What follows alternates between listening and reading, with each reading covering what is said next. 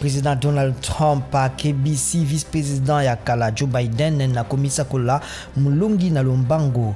Président Donald Trump alobi makambo ya bazuzi utinde kubanda balandi ya Trump basalaki milulu na bisika ya botangi kasa ya maponami.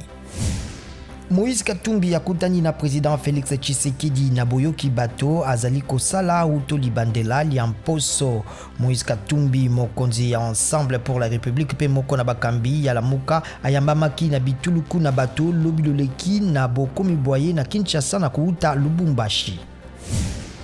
Procureur ya Abidjan asakoli ete bakambi basato ba opposition basengaki bato kotelemela maponami ma mokonzi ya mboka ma le 31 octobre bakolandelama kati pe libanda na mboka. Henri Konan Bédié, Maurice Kakou pe Mabri Twakos bakoyanola mpona yango.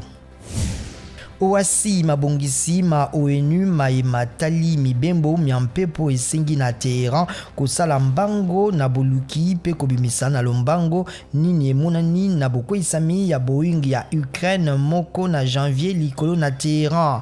Bato nkama moko na tuku sambo na motoba bakufaki mingi ba iranien na ba canadien na bokwesami ya Boeing yango le 8 janvier sima na bomati na yango.